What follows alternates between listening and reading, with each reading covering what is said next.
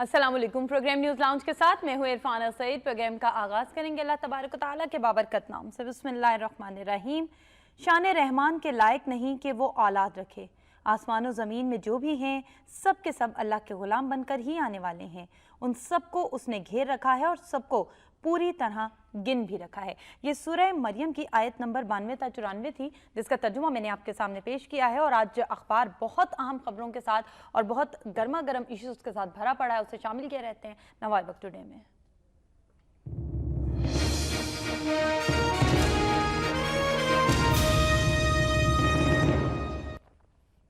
اور دنیا کی سب سے بڑی جمہوریت کہلوانے والے سو کالڈ جمہوریت کہلوانے والے ملک بھارت کا اصلی چہرہ مقبوضہ کشمیر کے حوالے سے خبر ہے۔ ہڑتال مظاہرے جاری مقبوضہ کشمیر، بھارتی فورسز کی فائرنگ 21 شہید ہوئے، جبکہ مودی سرکار نے مزید 2000 فوجی بھی بھیج دیے ہیں۔ ماورائے عدالت قتل، بھارتی جارحیت کا منہ بولتا ثبوت ہے۔ دفتر خارجہ طاقت کا اندھا دھند استعمال کشمیریوں کو حق خودارادیت سے محروم نہیں کر سکتا ہے، یہ کہنا ہے وزیر اعظم میاں نواز شریف کا۔ نواز شریف کی مودی سے دوستی نے کشمیر کوز کو نقصان پہنچایا، بھارتی ظلم پر سخت رد عمل دیں، یہ کہنا ہے بلاول بھٹو زرداری کا۔ جبکہ عبدالستار ایدھی صاحب کے حوالے سے ان کا سوئم قرآن خوانی ہوئی، شمعیں روشن کی گئیں، لوگ مسیحا کو یاد کر کر کے روتے رہے، مختلف شہروں میں غائبانہ نماز جنازہ بھی ادا کی گئی۔ اور بھی بہت سی اہم خبریں ہیں، کھیل کے میدان سے بھی کچھ اہم خبریں ہیں، عراق کے حوالے سے بھی ٹونی بلیئر کا ایک اہم بیان ہے، لیکن جو میں بات کرنا چاہوں گی اور بہت اہم آج کی جو خبر ہے وہ ہے کہ تحریک پاکستان کے کارکن ڈاکٹر شبر حسن انتقال کر گئے۔ بہت اہم نام، بہت بڑا کردار اور بہت اہم شخصیت جو آج ہم میں نہیں رہیں۔ 2016 کے حوالے سے اگر بات کی جائے تو ہم نے 2016 میں بہت سی اہم شخصیات کھو دیں، اور بلا شبہ پوری قوم بہت دل گرفتہ بھی ہے اور ہر آنکھ اشکبار بھی ہے۔ پہلے ہم نے امجد صابری کا بے ایمانہ قتل برداشت کیا، اس کے بعد ہم نے جو ہے وہ عبدالستار ایدھی صاحب کا داغ برداشت کیا اور وہ ہمیں داغ مفارقت دے گئے، اور اب ڈاکٹر شبر حسن کی میں بات کر رہی ہوں، ایک بہت بڑا نام تھے۔ میرے ساتھ پروگرام میں شریک گفتگو ہوں گے سعید آصف صاحب۔ سعید آصف صاحب آپ کو خوش آمدید کہوں گی۔ سعید آصف صاحب، عید تو ہم نے گزاری لی، لیکن ہماری ہر خوشی کہیں نہ کہیں غم کی آمیزش کے ساتھ ہوتی ہے۔ عید کے دن گزارتے ہی ہمیں جو خبر سننے کو ملی وہ خبر بلا شبہ ایک پہاڑ ہی کی مانند تھی، اور وہ پوری قوم کے لیے ایک پہاڑ کی مانند تھی۔ عبدالستار ایدھی صاحب کا انتقال، عید سے پہلے جو ہم نے خبر سنی وہ امجد صابری کے حوالے سے تھی، اور اب ڈاکٹر شبر حسن، کیا کہیں گے آپ؟ دیکھیں، شبر حسن کو ان کے ساتھ تو ہمیں نہیں ملانا چاہیے۔ شبر حسن لیکن ایک بہت بڑا نقصان تو ہے نا، ایک قومی اثاثہ تو ہے نا، بلا شبہ نقصان ہے، اور وہ کوئی بہت طویل عمر پائی انہوں نے، اور یہ بھی دیکھیے اچھی صحت کے ساتھ طویل عمر پائی انہوں نے۔ تو شبر حسن کا ایک امتیاز جو ہے ہمارے لیے، جو اعزاز ہے وہ یہ ہے کہ جب قائد اعظم نے حکم دیا تھا حمید نظامی صاحب کو، یہ منٹو پارک میں جو جلسہ ہوا مسلم لیگ کا تاسیسی کنونشن تھا، تو اس میں قائد اعظم نے حکم دیا تھا کہ ہندو پریس جو ہے جس طرح متعصبانہ رویہ اختیار کر کے وہ ہمارے خلاف کمپین کر رہے تحریک پاکستان کے خلاف، تو اس کا توڑ کرنے کے لیے ہمیں بھی ایک اخبار کی ضرورت ہے، تو آپ وہ اخبار نکالیں۔ تو حمید نظامی صاحب نے اسی وقت اعلان کیا، 23 مارچ 1940 کو ہی اخبار نکالنے کا، 15 روزہ اس وقت نوائے وقت کا اعلان ہوا۔ تو یہ شبر حسن صاحب جو ہے یہ نظامی صاحب کے بہت یعنی کلاس فیلو بھی تھے اور دوست بھی تھے بہت اچھے، تو ان کو شامل کیا نظامی صاحب نے اس مشن میں کہ ہم مل کر یہ اخبار نکالتے ہیں۔ تو نوائے وقت کا جو پہلا پرچہ ہے، جو اس کی جو پرنٹ لائن ہے، اس کی مجلس ادارت میں دونوں کے نام شامل تھے، شبر حسن اور حمید نظامی صاحب۔ تو اس طرح یہ ہمارے نوائے وقت کے بانیان میں ان کا شمار ہوتا ہے۔ تو اس حوالے سے ظاہر ایک جو اقدار ڈیولپ ہوئیں اس دور میں، ایک یعنی کہ تعلق داری کی، دوستی کی اور تعلقات نبھانے کی، تو اس کی یہ علامت شبر حسن صاحب، اور پھر تحفظ تحریک پاکستان اور پھر تحفظ نظریہ پاکستان کے حوالے سے ان کی خدمات، ایک مشن تھا نا، ایک مشن کو لے کر چلے تھے۔ تو جب حمید نظامی صاحب کا انتقال ہوا تو اس کے بعد انہوں نے وہ تعلق داری ختم نہیں کر دی تھی۔ مجید نظامی صاحب کے ساتھ بھی اسی طرح انہوں نے تعلق استوار کیے رکھا، اور وہی یعنی کہ ایک ادب احترام کا جو رشتہ ان کا برقرار رہا۔ پھر جب مجید نظامی صاحب کا انتقال ہوا تو ان کی صاحبزادی نمیزہ کے سر پہ دست شفقت رکھا شبر صاحب نے، اور یعنی کہ آخری عمر کے آخری سانس تک وہ یہ دست شفقت موجود رہا رمیزہ نظامی کے سر پہ ان کا. تو اس حوالے سے ان کا انتقال یقیناً ہمارے لیے بھی اور قوم کے لیے بھی اس حوالے سے ایک کرب کا باعث ضرور ہے کہ تحریک پاکستان کے جو ورکرز ہیں وہ بہت اب خال خال رہ گئے ہیں. ٹھیک ہے نا, ان کا وجود جو ہے اس وقت, ان کا دم بھی غنیمت ہے ہمارے لیے, کیونکہ ایک جو آواز ہے, ایک نظریہ پاکستان کی آواز, ایک خاص لابی ہے جس کی طرف سے یہ کوشش کی جا رہی ہے کہ اس آواز کو دبایا جائے, کم کیا جائے, ختم کیا جائے. تو اس ناطے سے ایسی شخصیات کا ہونا, موجود ہونا, اپنے فلسفے اور تصور کے ساتھ ان کی موجودگی جو ہے وہ حوصلہ مندی کا باعث بنتی ہے قوم کے لیے. تو یقیناً ہم ان کے لواحقین کے غم میں اسی طرح برابر کے شریک ہیں. یہ غم ہمارا اپنا غم ہے. بالکل ٹھیک ہو گیا.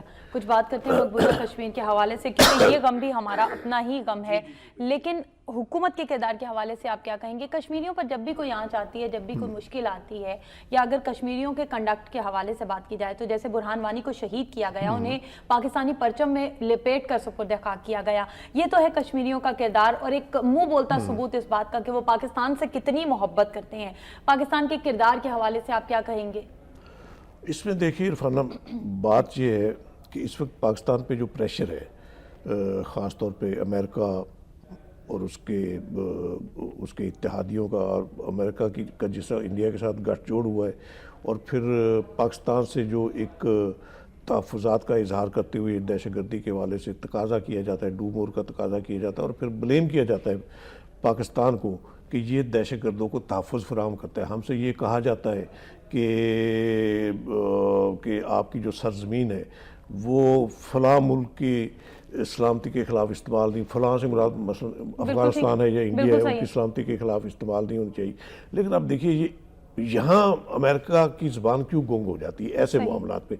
انڈیا جس طرح اگریشن پہ اترا ہوا ہے, اس کے یعنی اس وقت جو مودی سرکار ہے اس کے تو منشور کا حصہ ہے یہ کہ پاکستان کو ڈی سٹیبلائز کرنا ہے, عدم استحکام سے دوچار کرنا ہے, کمزور کرنا ہے, اور کشمیر کو ہڑپ کرنا ہے, اسے اپنا مستقل حصہ بنانا ہے, جو پہلے ہی اس نے اپنے آئین میں ترمیم کر کے ایک ریاست کا درجہ دے کے بنایا ہوا ہے. لیکن اب تو اس کے عزائم بالکل, یعنی اس میں کوئی کسر نہیں چھوڑ رہا انڈیا کہ کشمیری عوام کا جو خود ارادیت کے لیے جو آواز اٹھا رہے ہیں, جو سٹرگل کر رہے ہیں قربانیوں سے لبریز پچھلے کچھ 67 سال سے, تو اس کو دبایا جائے. اس کو دبانے کے لیے یہ سارے ریاستی جبر کے ہتھ کنڈے استعمال کیے جا رہے ہیں اس وقت, اور یہ بہت یعنی کہ المناک یہ صورتحال ہے کہ بھارتی فورسز کی فائرنگ سے اب تک 21 وہاں جو کشمیری باشندے ہیں وہ شہید ہو چکے ہیں, اور ابھی مزید اگریشن کا ارادہ ہے انڈیا کا, 2000 مزید ڈپلوائے کر دیے مقبوضہ کشمیر میں. تو اس سے اس کے عزائم تو پوری دنیا پہ جو ہے منکشف ہو رہے ہیں. اب عالمی اداروں نے کیا کردار ادا کرنا ہے اس میں, عالمی قیادتوں نے کیا کردار ادا کرنا ہے, یہ ہمارے لیے سوچنے کی بات ہے. لیکن سب سے پہلے ہمیں خود جو ہے, ہمیں خود ایک فرم سٹینڈ لینا ہوگا اس کے لیے. نواز شریف صاحب نے اگرچہ اسٹیٹمنٹ دیا ہے اس پہ, میں تو اس کو رسمی اسٹیٹمنٹ ہی سمجھوں گا کہ طاقت کا اندھا استعمال جو ہے کشمیریوں کو حق خود ارادیت سے محروم نہیں کر سکتا. یہ محض کہہ دینے سے بات نہیں بنے گی. اس کے لیے آپ کو فوری طور پہ جو اقوام متحدہ کا دروازہ کھٹکھٹانا چاہیے, پوری دنیا کے ساتھ رابطہ کرنا چاہیے, عالمی قائدین کو آگاہ کرنا چاہیے. جو بھارتی عزائم ہے وہ اس خطے کی سلامتی کے لیے بھی خطرناک ہے. جو جس طرح وہ اگریشن پہ اترا ہوا ہے انڈیا, اس کے بعد ظاہر ہے ہمارے پاس بھی پھر کیا چارہ کار رہتا ہے. اگر ہماری سلامتی چیلنج ہو رہی ہو تو ہم پھر بال نخواستہ جو ہمارا ہتھیار ہے وہ ہمارے تحفظ کا, اسی کو ہم بروئے کار لائیں گے نا. جب وہ بروئے کار آئے گا تو پھر جو ایک فیئر دنیا کے سامنے ہوتا ہے جس کا اظہار کیا جاتا ہے ہماری ایٹمی ٹیکنالوجی کے حوالے سے, تو ان کو عقل کرنی چاہیے پھر کہ اس کی نوبت نہ آنے دے. انڈیا کے جو عزائم ہیں اس کے آگے بند باندھے, اس کا ہاتھ روکے, اس کی زبان روکے, اور اس کے آگے کے جو عزائم ہیں وہ نہ پنپنے دے. اچھا, نواز شریف صاحب کی دوستی جو ہے نریندر مودی کے حوالے سے, قطع کلامی کی معذرت, آپ کو لگتا ہے کہ یہ چیزوں کو یا ایشوز کو متاثر کر سکتی ہے؟ یہ دوستی کس حد تک قومی ایشوز پر یا قومی مفادات پر اثر انداز ہو سکتی ہے؟ دیکھیے عرفانہ، بات یہ ہے کہ دو طرفہ تعلقات جو ہے ایک خطے میں ممالک کے درمیان جو ہے وہ ایک آفاقی اصول جس کو ہم کہتے ہیں کہ پرامن بقائے باہمی کا ایک فلسفہ ہوتا ہے کہ ایک دوسرے کی آزادی اور خود مختاری جو اس کا احترام کرتے ہوئے، اس کو تسلیم کرتے ہوئے ہم تعلقات ڈیولپ کرتے ہیں ایک دوسرے کے ساتھ۔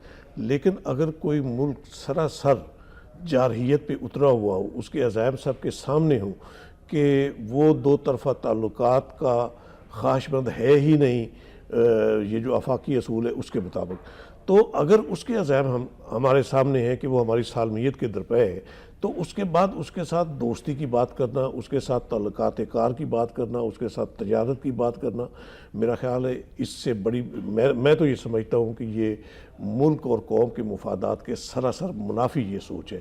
تو اگر حکمران طبقات کی طرف سے ایسی سوچ کا اظہار ہوتا ہے تو اس پر اب افسوس کا اظہار کرنا بھی شاید رسمی بات ہوگی، اس کی پرزور مذمت کی جانی چاہیے۔ اگر یعنی کہ حکمران طبقات کی طرف سے اس موجودہ سچویشن میں بھی اچھے تعلقات کی بات کی جاتی ہے اپنے دشمن کے ساتھ، دشمن کے عزائم کا ہمیں توڑ کرنا چاہیے۔ اس وقت ایک سٹینڈ جو سامنے نظر آیا تھا ہمیں پچھلے 1-1.5 مہینے سے، جو سرتاج عزیز صاحب جو یہ خارجہ امور کے مشیر ہیں، ان کی طرف سے ایک فرم سٹینڈ سامنے آیا تھا، میرا خیال تھا کہ اس کو ہی ہماری قومی خارجہ پالیسی کا حصہ ہونا چاہیے۔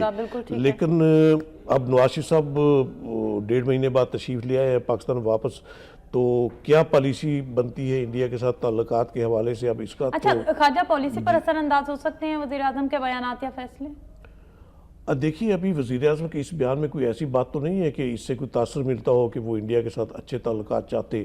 میں تو یہ بات کر رہا تھا کہ یہ لیکن آپ نے عزیز صاحب کہا کہ یہ بیان، ہاں جی، بیان برائے بیان ہے، یہ رسمی بیانات بھی حد تک نہیں رہنا چاہیے، عملی سٹیپ لینا چاہیے، نظر آنا چاہیے واقعی کہ ہم کشمیری عوام کے کاز کے ساتھ ہیں۔ ان کا کاز جو ہے وہ ہمارا اپنا کاز ہے، ٹھیک ہے نا۔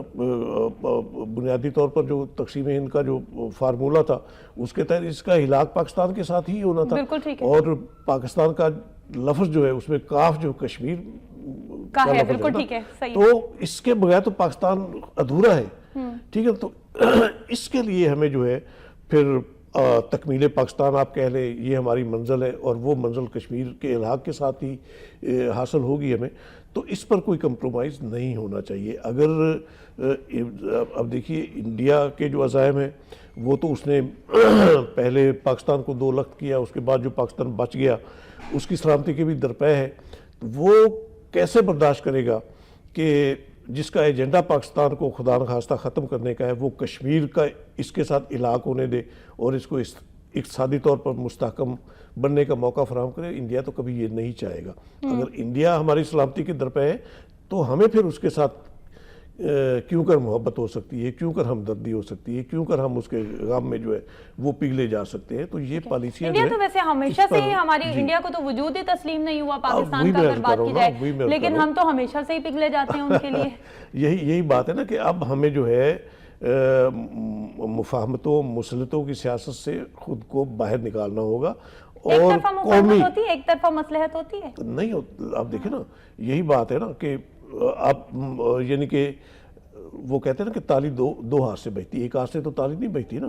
تو اگر ادھر سے آپ کی مفاہمت کا جواب دشمنی کی صورت میں آتا ہے تو آپ کی مفاہمت آپ کو نیچا کر دینے کے مترادف ہے نا، تک پھر سر جھکانے کے مترادف ہے۔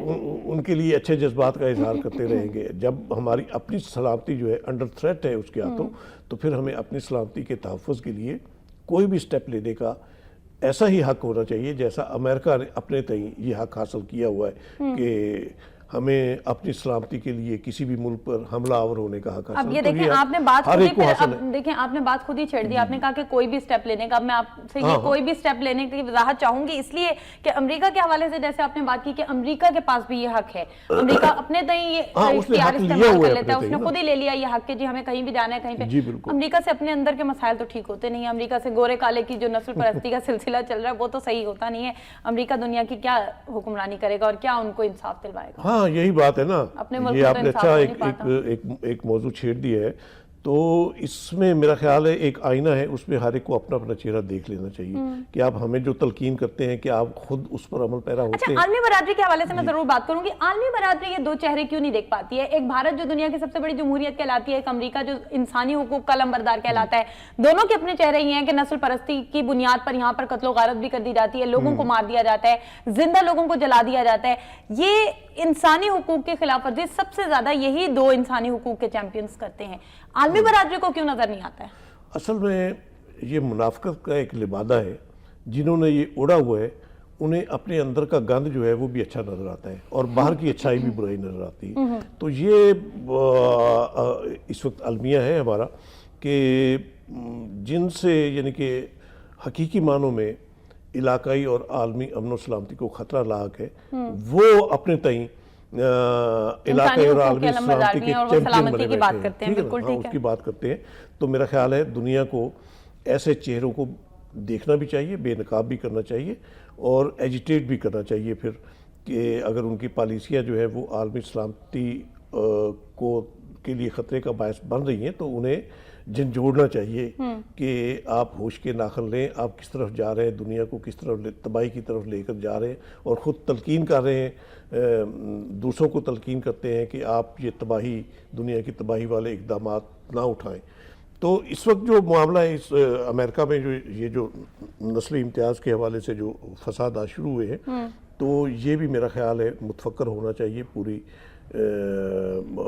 جو انسانی حقوق کی جو چیمپئن ادارے ہیں ان کو بھی, اور جو انسانی حقوق کی بات کرتے ہیں جو عالمی قیادت ہیں ان کو بھی, کہ اس وقت امریکہ میں اگر ایک نسلی امتیاز جو ہے اس کو پروموٹ کیا جا رہا ہے اور اس کی بنیاد پر جو ایک امریکہ میں فسادات کا سلسلہ شروع ہوا ہے, تو اس سے ظاہر امریکہ کی ایک ریاستی جو اتھارٹی ہے اس کی سوچ سامنے آ رہی ہے کہ وہ اس کی اپنی پالیسیاں کتنی کار فرما ہیں ان فسادات کے پیچھے. اسی طرح یہ انڈیا کا معاملہ ہے. انڈیا میں بھی جو ہندو انتہا پسندی ہے اس کو پروموٹ کر کے ایک نفرتوں کے علاوہ جو ہے وہ بھڑکا کر جس طرح اقلیتوں کا وہاں جینا دوبر کیا گیا ہے اور انہیں زندہ درگور کرنے کی پالیسی اختیار کی گئی ہے, تو یہ سارے معاملات جو ہے یہ عالمی تباہی کی طرف لے کر جا رہے ہیں, یہ انسانی نسل جو ہے اس کی تباہی کی طرف لے جا رہے ہیں. تو یہ میرا خیال ہے ہر ایک کو سوچ لینا چاہیے کہ اگر اس وقت انڈیا اور امریکہ کا گٹھ جوڑ ہوا ہے ہر معاملے میں, یہ تعاون کر رہے ہیں جنگی معاملات میں بھی, کلامی کی معذرت, آپ کو نہیں لگتا کہ اس پہ ایک ڈاکیومنٹری فلم بھی بنا دینی چاہیے جیسے پاکستان میں غیرت کے نام پر قتل پہ فلمیں بن جاتی ہیں آسکر ایوارڈ کے لیے؟ یہ بیڑا کون اٹھائے گا؟ شرمین صاحبہ ہی لے لیں ایسا بیڑا, تو ایسا بیڑا شرمین عبید چرے کو اٹھا لینا چاہیے. کیا رکھتے ہیں شرمین عبید سے کہ وہ ایسے معاملات کو ایجیٹیٹ کرے گی؟ یہ ان کا تو اپنا ایجنڈا ہے. انہیں تو جو ڈکٹیٹ کیا جاتا ہے وہ جو بنا بنایا ان کے پاس آتا ہے وہ اس کو اڈاپٹ کر لیتی ہے. ان کو اپنا کیا کنٹریبیوشن. اور دیکھیے نا منافقت کی انتہا آپ نے مجھے اب کہنے کا موقع آپ نے فراہم کر دیا. شرمین عبید نے جو فلم بنائی تھی وہ جو خواتین کو جلانے والی, تو جس بیچاری جلی ہوئی خاتون کو اس نے اپنی ہیروئن بنایا تھا وہ روتی پیٹتی ہے اب کہ اس نے میرے ساتھ یہ معاہدہ کیا تھا کہ میں آپ کا یہ اتنی آپ کی ہیلپ کروں گی, اتنا معاوضہ ملے گا آپ کو, اور اس نے ایک ڈھیلا تک نہیں دیا اسے. وہ رو پیٹ رہی ہے کہ مجھے تو گھر والوں نے نکال دیا اس فلم میں آنے کی وجہ سے, در بدر ہو گئی میں, اور یہ صلہ اس نے مجھے دیا ہے. تو یہ کیا, اب میرا خیال ہے یہ جو منافقانہ پالیسیاں ہیں انہیں سمجھنا چاہیے, قوم کو بھی سمجھنا چاہیے, اور جو ذمہ دار اس قوم کے افراد ہیں, ادارے ہیں, ان کو بھی سمجھنا چاہیے کہ ہم کس ڈگر پہ جا رہے ہیں, کہاں ہمارا امیج جو ہے اگر وہ بگاڑ کر پیش کرنے کی کوشش کی جا رہی ہے. پہلے ہی کچھ قوتیں ایسی ہیں جو ہماری درپے ہیں, ہمارے تشخص کے مٹانے کے درپے ہیں. اگر ہم انہی کو اپنے یعنی کہ ایک تاثر دینے کی کوشش کریں گے اپنی کسی ڈاکومنٹری کے ذریعے کہ ہمارے ملک میں تو یہ مظالم ہو رہے ہیں, یہ گند ہے ہمارے ملک میں, تو انہیں تو اور موقع ملے گا پھر ہم پہ یعنی کہ ہماری تنابیں کسنے کا اور موقع ملے گا ہمیں. کیوں ہم پھر کسی کا چارہ کیوں بنتے ہیں, کسی کا اعلی کار کیوں بنتے ہیں؟ اگر بنتے ہیں تو پھر اس کے ظاہر ہے کوئی مقاصد ہوتے ہوں گے. بالکل ٹھیک ہو گیا. میں بات یہی کر رہی تھی کہ جب وہاں پر نسلی تعصب ہے اور یہ جو بڑے ممالک ہیں جو دنیا کی بڑی جمہوریتیں بھی کہلاتے ہیں اور انسانی حقوق کے علمبردار بھی کہلاتے ہیں, وہاں پر یہ سارے وہاں پر یہ رسومات بھی بھارت میں دیکھنے میں آتی ہیں کہ رسومات کے نام پر یا کلچر کے نام پر یا جو ہے وہ ذات پات کے نام پر اچھوت کر کے کسی کو مار دیا جاتا ہے, دلت برادری کو جلا دیا جاتا ہے. مطلب یہ اس قسم کے, اور صرف یہی نہیں بلکہ ایک شخص کے گھر سے, ابھی یہ پچھلے دنوں کی خبر ہے کہ ایک شخص کے گھر سے سانپ برآمد ہوا, اس نے اپنی جان بچانے کے لیے اس کو مارا اور اس کے سارے محلے داروں نے آ کر اس کو مار دیا. صرف سانپ کو مار دینے پر ایک انسان کا قتل کر دیا جاتا ہے. مطلب یہ کون سے انسانی حقوق ہیں؟ جنہوں نے سانپوں کو اپنے خدا بنا رکھا ہے, جنہوں نے گاؤں کو اپنے خدا, بالکل آپ گائے نہیں کاٹ سکتے ہیں, آپ کو مار دیا جائے گا. آپ سانپ کو نہیں مار سکتے اپنی جان بچانے کے لیے, آپ کو مار دیا جائے گا. ایسے جو توہمات ہیں, جو ایسے عقیدے ہیں, ان کے پیروکاروں سے آپ سلامتی کی کیسے توقع رکھتے ہیں؟ پھر امن و سلامتی کی بات وہ کریں گے, یہ توقع رکھنا ہی فضول ہے. اس لیے ان کا جو ہے, ان کا توڑ, ان کے عزائم جو ہے, ان کو ناکام بنا کر ہی کیا جا سکتا ہے. صحیح. تو اس کے لیے ہمیں فرم سٹینڈ لینا ہوگا. بالکل ٹھیک ہو گیا. اچھا, عراق پر حملے کے حوالے سے کچھ بات کر لیتے ہیں. بڑی اہم خبر میرے سامنے آ گئی. عراق پر حملہ غیر قانونی تھا, ٹونی بلیئر نے ہمیں جنگ میں جھونک دیا. سابق برطانوی نائب وزیر اعظم. یہ کیا ہو رہا ہے؟ برطانیہ کا شعر تھا, غالب کا شعر ہے نا, کہ کی میرے قتل کے بعد اس نے جفا سے توبہ, آئے اس رود پشیماں کا پشیماں ہونا. انسانی تباہی کی نوبت لانے کے بعد اگر انہیں پشیمانی کا احساس ہوا ہے, اب آپ کو اندازہ ہے کہ کتنے لاکھوں انسان اس کی بھین چڑھے ہیں. یہ عراق جنگ کی بھین چڑھے, عراق کے بعد افغانستان پر چڑھائی, یہی بات ہے نا. تو اس کے بعد آپ معافی مانگنے چلے, ایک ضمیر کی خلش ہے, آپ کو احساس ہوا کہ یہ کام غلط ہو گیا تھا. تو اب آگے کا کیا ہے؟ کیا آگے کے آپ کے عزائم جو ہے وہ ایسے نہیں ہیں, اس طرح تہس نہس کرنے والے عزائم نہیں ہیں آگے کے آپ کے کیا؟ اور کیا آپ کی امریکہ کے ساتھ الائنمنٹ اب اس معاملے میں نہیں رہے گی؟ اب یہ جو نیٹو کنٹریز جو ہیں, اس کے ماتحت یہ سارا ہوا تھا نا, عراق اور افغانستان کا. تو اب برطانیہ جو ہے وہ بھی نیٹو کا حصہ, امریکہ ظاہر ہے اس کو ہیڈ کرتا ہے, ایک قسم کا ڈکٹیٹ کرتا ہے نیٹو کی پالیسیوں کو. تو اس کے بعد اب کیا برطانیہ میں یہ سوچ پیدا ہوئی ہے کہ ہمیں اس اتحاد کا حصہ نہیں رہنا چاہیے جو انسانی تباہی کا موجب بنائے؟ میرا خیال ہے ایسی بات شاید ابھی نہیں ہے. ابھی یہ نیٹو کا ہی حصہ ہے, اگرچہ یورپی یونین سے نکلنے کا ایک فیصلہ کیا ہے برطانیہ کے عوام کی اکثریت نے, اس کے باوجود جو ان کے مفادات ہیں, یعنی کہ ایک دوسرے کے ساتھ جو ہے تعلقات کے حوالے سے, تو وہ ان کی پالیسیاں وہ کنٹینیو کر رہی ہیں. تو اگر وہ پالیسیاں برقرار رہیں گی تو آپ کے صرف معافی مانگنے سے ازالہ تو نہیں ہو جائے گا. پھر ازالہ تو تب ہوگا کہ آپ رجوع کر لیں, اس پالیسی کو ختم کریں. اب یہ جو دنیا پہ چڑھائی کرنے والی, جس طرح میں نے پہلے کہا تھا کہ امریکہ نے اپنے تئیں یہ حق لے لیا ہوا ہے کہ مجھے تو کسی بھی ملک پر میں حملہ آور ہو سکتا ہوں اگر مجھے کوئی شبہ بھی ہو کہ وہ ہماری سلامتی کے لیے تھریٹ بن سکتا ہے. تو میرا خیال ہے جب تک اس سوچ سے باہر نہیں نکلیں گے, اس پالیسی کو کا لبادہ جو ہے یہ نہیں اتاریں گے. امریکی ارکان کانگریس تو ابھی بھی یہ کہہ رہے ہیں کہ چیک اینڈ بیلنس رکھنا ہوگا, پاکستان دوہرا معیار اپنائے ہوئے وہ کارروائیاں نہیں کر رہا جو ہم چاہتے ہیں. کیا چاہتے ہیں, کس قسم کی کارروائیاں چاہتے ہیں؟ اللہ نہ کرے کہ کل کو ٹرمپ صاحب کی حکومت آ جائے وہاں, اس کے بعد تو حشر نشر ہے, اس کے بعد کچھ نہیں. یہ جو نسلی امتیاز والی بات ہے وہ آپ دیکھیے پھر اس کے بعد کیا انتہا ہوتی ہے. جتنا وہ انتہا پسند, شدت پسند ہے ٹرمپ جو ہے, اس سے کیا فرق پڑے گا سعید آصف صاحب؟ اس سے کیا فرق پڑے گا؟ نریندر مودی جب بھارت پر آئے اور انہوں نے انڈیا کا سارا مطلب ان کے ہاتھ میں اقتدار آیا تو اس وقت یہی کہا جا رہا تھا کہ جی نریندر مودی انڈیا کے ساتھ کو بہت نقصان پہنچائیں گے اور ان کے آنے سے بہت زیادہ مسائل کھڑے ہو جائیں گے, بھارت میں خود بہت زیادہ شکست کا معاملہ. اچھا, آپ کے خیال میں یہ مسائل عالمی برادری کو نظر آئے یا جو ایک دنیا میں ان کا امیج بن چکا ہے وہ ابھی تک کیا برقرار نہیں ہے؟ آپ کو لگتا ہے کہ وہ کہیں نہ کہیں اسی طرح سے جس طرح سے ان کا اصل چہرہ داغدار ہے وہ امیج بھی داغدار ہوا ہے؟ کیا آپ کو لگتا ہے ایسا؟ بالکل. ابھی آپ یہ تبصرہ کر رہی تھی, یہ مقبوضہ کشمیر جو کچھ انڈیا نے کیا ہے, کیا یہ اس کا چہرہ بے نقاب نہیں ہو رہا اس سے؟ صحیح. اور اسی طرح جو دوسرے وہاں نسلی فسادات ہوتے ہیں مذہب کی بنیاد پر اور دوسرے انتہا پسندی کے حوالے سے, تو اس سے کیا اس کا چہرہ بے نقاب نہیں ہوتا؟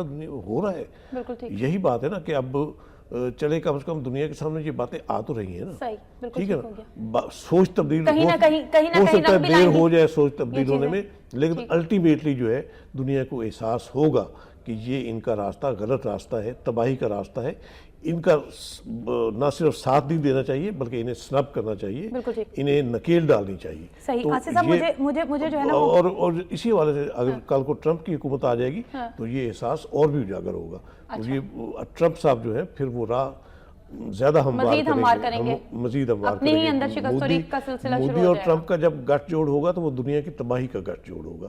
تو وہ احساس یقیناً عالمی قیادتوں کو ہوگا، عالمی اداروں کو بھی وہ احساس ہوگا. پھر بالکل ٹھیک ہو گیا. اچھا آصف صاحب، میں آپ سے مختصراً کیونکہ مزید خبریں بھی میرے سامنے ہیں، مجھے ان کی جانب بھی بڑھنا ہے، میں آپ سے مختصراً یہ ضرور جاننا چاہوں گی کہ بھارت میں یہ جو کالونیاں بنانے کا جو ایک ایجنڈا ان کی طرف سے اپنایا جا رہا ہے، اس کے حوالے سے آپ کیا کہیں گے؟ ذرا مجھے اس کے حوالے سے کچھ تفصیلاً لیکن مختصراً بتائیے گا. کیا بھارت میں جو بھارتی فوجیوں کی کالونیز بنانے کے حوالے سے مقبوضہ کشمیر میں بات کی جا رہی ہے، وہاں پر شہریوں کی آبادی کی کالونیز بنانے کی بات ہو رہی ہے. یہ جب مودی صاحب اقتدار میں آئے تو انہوں نے ایک اپنے ایجنڈے میں شامل کیا تھا، اپنی پالیسی میں شامل کیا تھا کہ مقبوضہ کشمیر جو ہے وہاں ہمارا جو کلیم ہے نا وہ اسی ناطے سے تقسیم ہند کا جو ایک ایجنڈا ہے اس ناطے سے ہمارا کلیم یہ ہے کہ وہاں مسلم اکثریتی آبادی ہے. صحیح. اور اس ناطے سے اس کا فطری اتحاد جو ہے، الحاق جو ہے وہ پاکستان کے ساتھ ہو رہا ہے. ٹھیک ہے. اب ان کی جو گیم پلان ہوئی، سازش یہ ہوئی کہ اس کلیم کو توڑا جائے، پاکستان کے اس کلیم کو توڑا جائے کہ مسلمان وہاں اکثریتی آبادی میں. تو اس کو توڑنے کے لیے انہوں نے یہ سازش کی کہ وہاں ہندو پنڈتوں کو اجازت دی وہاں کی جو متروکہ وقف املاک ہے ان کو خریدنے کی، اپنے وہاں مندر بنانے کی، اپنے یعنی کہ اپنی رہائش گاہیں وہاں بنانے کی. اس طرح ان کا یہ خیال تھا کہ یہ کام ہوگا تو پھر ہندو جو ہے وہ اکثریت میں آ جائیں گے اور مسلمان اقلیت میں چلے جائیں گے. تو یہ پورا ایک ایجنڈا ہے ان کا، اس پر وہ عمل پیرا ہے. تو یہ ظاہر ہے اس سے جب زد اگر ہمارے مفادات پر پڑے گی تو یقیناً پڑ رہی ہے ہمارے مفادات پہ زد، تو کیسے پھر ہم کیسے خاموش رہ پائیں گے اس پر، اس کو برداشت کیسے کر پائیں گے؟ تو لازمی طور پہ فساد ہوگا پھر. ٹھیک ہے. تو اس فساد کی راہ جو ہے وہ مودی سرکار خود ہموار کر رہی ہے. تو یہ معاملہ جو ہے یہ ایجیٹیٹ کرنے والا ہے اور ہو بھی رہا ہے. اب دنیا کو بھی کان ہو رہے ہیں اس ساری جو عزائم ہیں انڈیا کے، مودی سرکار کے جو عزائم ہیں اس کی سے دنیا کو بھی آگاہی ہو رہی ہے کہ اس کے آگے چل کر کیا نقصانات ہونے ہیں. تو اس لیے یہ جتنی جلدی میں ہے معاملات یعنی کہ اپنے جو ایجنڈا ہے اس کی تکمیل کے لیے جتنی جلدی میں ہے اتنا ہی یہ زیادہ ایکسپوز ہو رہا ہے، ان کا ایکسپوجر ہو رہا ہے. تو میرا خیال ہے اس سے آسانی ہوگی پھر دنیا کے لیے، عالمی قیادتوں کے لیے فیصلہ لینے میں آسانی ہو جائے گی. اچھا، کچھ اندرونی معاملات پاکستان کے ہم ڈسکس کرتے ہیں، سیاست کی بات کرتے ہیں. سیاست میں جو گہما گہمی آئی ہی چاہتی ہے یا آلموسٹ آ چکی ہے، کیسے دیکھ رہے ہیں؟ کل طاہر القادری کی اور شیخ رشید صاحب کی ملاقات ہو گئی. اب احوال تو آپ ہی بتائیں گے زیادہ بہتر. اب کیا ان کے بارے کیا تبصرہ کروں میں. شیخ رشید صاحب ایک ٹاک شو کو بہت شاید زیادہ پرانا نہیں، 5 سال پہلے کا ایک ٹاک شو تھا جس میں عمران اور شیخ رشید اکٹھے تھے اور ایک دوسرے کو کوسنے دے رہے تھے، ایک دوسرے پر تہمتیں لگا رہے تھے. اور یعنی کہ عمران خان صاحب شیخ رشید کو کہہ رہے تھے کہ پتہ نہیں ان کا ساتھ دینا تو میں شاید سوچ بھی نہیں سکتا، لیکن بعد میں وہی ایک ہی زبان ہے ان کی، وہ یعنی کہ ایک ہی دسترخوان پر بیٹھ کر کھانا کھانے والے ہیں، ایک دوسرے کے دم بھرنے والے ہیں. اسی طرح طاہر القادری اور شیخ رشید صاحب ہیں. تو یہ سیاست بڑی ظالم ہے. وہ کہتے ہیں نا کہ اس میں کوئی حرف آخر نہیں ہوتا، سیاست میں بے رحم سیاست ہے یہ. اس میں کوئی اصول نہیں، کوئی فلسفہ نہیں، کوئی نظریہ نہیں. حالانکہ ہونا چاہیے. سیاست اگر اصولوں سے آ رہی ہوگی، کسی جذبے سے آ رہی ہوگی، کسی فلسفے کی نگیشن والی ہوگی کوئی سیاست، تو وہ سیاست نہیں، وہ مفادات ہوں گے. اور ہمیں تو اس وقت جو ہے وہ اصول کی سیاست کی ضرورت ہے. اس وقت جو ایک صورتحال بنی نظر آ رہی ہے، اب نواز شریف صاحب واپس آ گئے ہیں تو اس کے بعد اب آگ اور پانی جو ہے وہ اکٹھے ہو رہے ہیں، مل رہے ہیں باہم، اور ایک کنٹینر پہ سوار ہونے کی باتیں ہو رہی ہیں بلاول اور عمران خان کے. تو یہ بھی ایک قسم کا غیر فطری معاملہ ہے. اچھا یہ زیادہ دیر تک یہ صرف ایک وقتی آپ کہہ لیں، ایک وقتی انڈرسٹینڈنگ مفاہمت آپ کہہ لیں، لیکن یہ زیادہ دیر تک یہ اچھا وقتی ہی صحیح، لیکن یہ کس حد تک یہ مفاہمت متاثر کر سکتی ہے حکومت کو؟ وقتی ہی صحیح، لیکن حکومت کے پاس بھی تو اب وقت نہیں ہے نا زیادہ. جی میرا خیال ہے حکومت کو خود بھی اپنی صفحے درست کرنی چاہیے. میں یہ نہیں کہتا کہ حکومت کے معاملات کوئی ٹھیک ہے. انہوں نے بگاڑ کی صورتحال خود پیدا کی. ایسے مواقع حکمرانوں کی طرف سے ہی فراہم کیے جاتے ہیں اپوزیشن کو یہ ایجیٹیشن کی سیاست کی طرف آنے کے.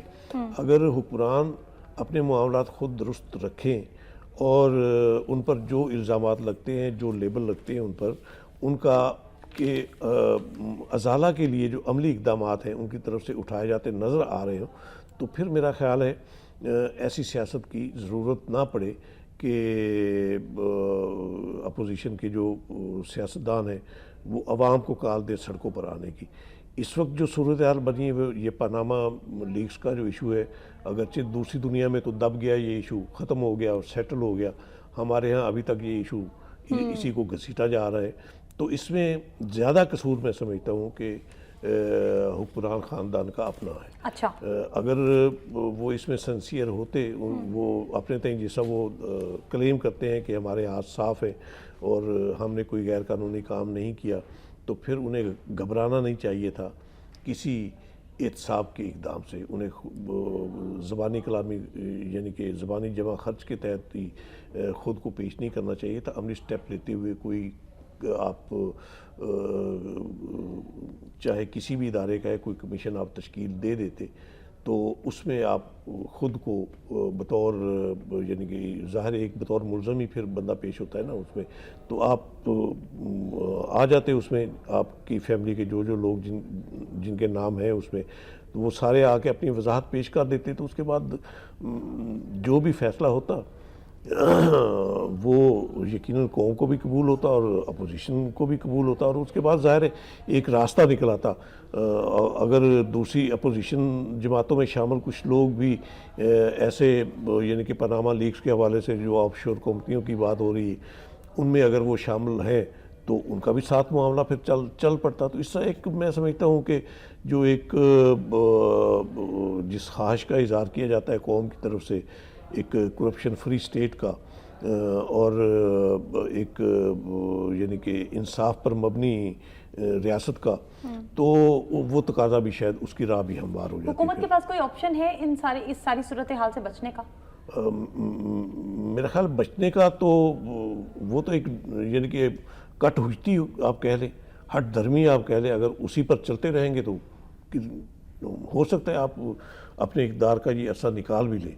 اچھا اس طرح تو، لیکن جو بات آصف صاحب ہٹ دھرمی سے ہی نکالا جائے گا اقتدار کا یہ عرصہ، یا کچھ معاملات کو بہتر بنا کر نکالا جائے؟ نہیں، بہتر تو یہی ہے کہ حالات کو بہتر بنا کے نکالا جائے صحیح، تاکہ آگے جو انتخابات کا جو عمل شروع ہونا ہے اس میں آپ جو ہے وہ پھر عوام کے پاس جو ہے ایک ونڈیکیشن کے ساتھ جا سکے عوام کے پاس کہ ہم تو سرخرو ہو کر آئے ہیں. لیکن اگر اس طرح ہٹ دھرمی کے تحت لنگر آن کیا جاتا رہے گا، انصاف کے تقاضے پورے نہیں کیے جائیں گے، تو بے شک آپ اپنے اقدار کی ٹرم پوری کر رہے ہیں، لیکن آگے پھر آپ کے لیے مشکلات ہوں گی. عوام کے دلوں میں ایک جو پہلے ہی جو تحفظات ہیں اپنے مسائل، پاکستان پیپلز پارٹی والی سچویشن ہو جائے گی. یقینی بات ہے ویسا ہی ہوگا. پھر یہ تو نوشتہ دیوار ہے. تو یہ بیسیکلی حکمران رولنگ پارٹی جو ہے اس کی قیادت کے سوچنے کی بات ہے کہ اس نے کیا اسٹریٹجی اختیار کرنی ہے، کیا سٹیپ لینا ہے اپنی سیاست کو. کیا اس اقدار کو ہی اپنا آخری اقدار سمجھ کے انہوں نے لوٹ مار میں، جس طرح پیپل پارٹی کے دور میں سلسلہ شروع ہوا تھا، انہوں نے بھی اپنے اقدار کو آخری اقدار سمجھ کر حکومت کی تھی اور اپنے گھروں کو بھرا تھا، اپنے تجوریاں بھری تھی. تو اگر اسی پالیسی کو موجودہ جو حکمران مسلم لیگ نون ہے اس کی قیادت اڈاپٹ کرتی ہے اور اس پر عمل کرتی، تو آگے اس کا انجام بھی پھر پیپل پارٹی والا ہی ہوگا. بالکل ٹھیک ہو گیا. اچھا کچھ ایران کے سٹیٹمنٹ کے حوالے کی طرف سے بات کرنا چاہوں گی. ایران کے سٹیٹمنٹ کے حوالے سے سعودی عرب عراق، شام اور یمن میں دہشت گردی کو فروغ دے رہا ہے، داعش اور دیگر تنظیموں کی پشت پناہی کر رہا ہے. پیرس میں اصلاح پسندوں کی ریلی سے سابق سعودی انٹیلیجنس چیف کے خطاب پر برہمی. سعودیہ اور ایران کے معاملات کیسے دیکھ رہے ہیں؟ کیا کچھ یہ ٹھیک ہماری ہوتے ہوئے بدقسمتی ہے نظر آ رہے ہیں؟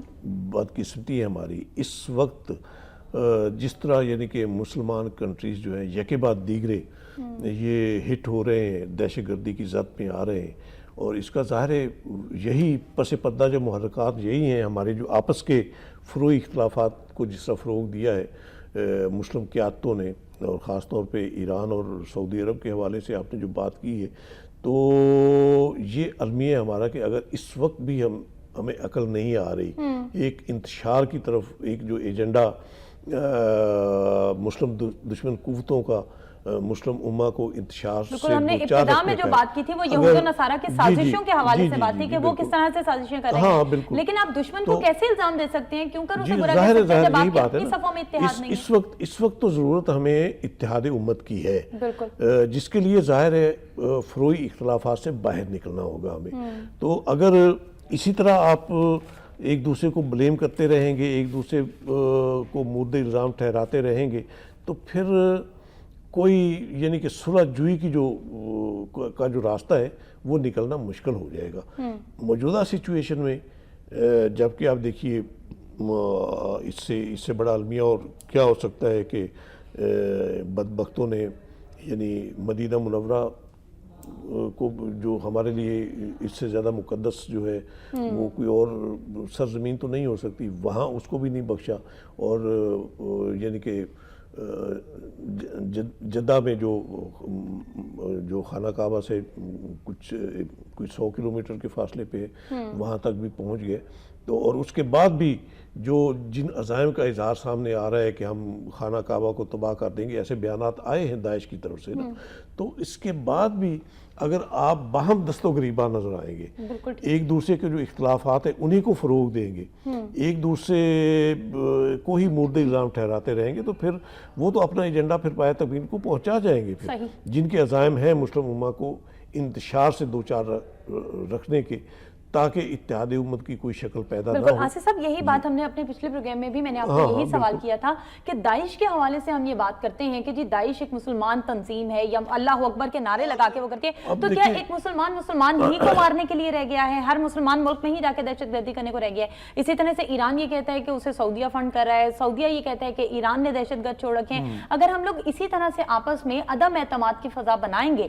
تو ہم کسی غیر مسلم سے کیسے لڑ سکتے ہیں؟ یہی بات ہے نا، اب داعش، اور ہمیں یہ سمجھ میں نہیں آتا کہ یہ تنظیمیں کس نے بنائی ہیں؟ یہی سوچنے کی بات ہے، یہی میں کہنا چاہتا ہوں کہ داعش بنائی کس نے ہے، جی، کس کی پیداوار ہے، اور کیا ایجنڈا تھا جس کے تحت یہ بنائی گئی۔ اگر ہم یہ سوچ لیں اور ہم ایک دوسرے کو داعش کا نام دے رہے ہیں۔ جی ظاہر ہے، اور میں تو نہیں سمجھتا کہ داعش میں شامل لوگ وہ مسلمان ہیں، بالکل صحیح، ٹھیک ہے نا، جس طرح وہ بے دردی کے ساتھ کلمہ گو مسلمانوں کا قتل عام کرتے ہیں، اس کے بعد تو تصور بھی نہیں کیا جا سکتا، شائبہ بھی نہیں ہو سکتا ان میں مسلمانیت کا۔ ایک جو ہمارا دین اسلام ہے اس سے بڑا یعنی کہ شرف انسانیت والا جو ایک علم برداری ہے اس ہمارے دین اسلام میں ہی ہے، اگر ہم اس کو بٹا لگا رہے ہیں، شرف انسانیت کو بٹا لگا رہے ہیں، تو میرا خیال ہے اس سے بڑی اسلام دشمنی اور کوئی ہو نہیں سکتی۔ اور اگر کوئی اسلام دشمنی پر اترا ہوا ہے اور اس کو ہم اپنا ساتھی کہتے ہیں، تو میرا خیال اس سے بڑی حماقت اور کوئی نہیں۔ تو ہمیں ایک فاصلہ پیدا کرنا ہوگا، بالکل صحیح، ایک واضح سوچ کے ساتھ۔ واضح سوچ کے ساتھ۔ سعید آصف صاحب پروگرام میں تشریف لانے کا بہت شکریہ۔ ناظرین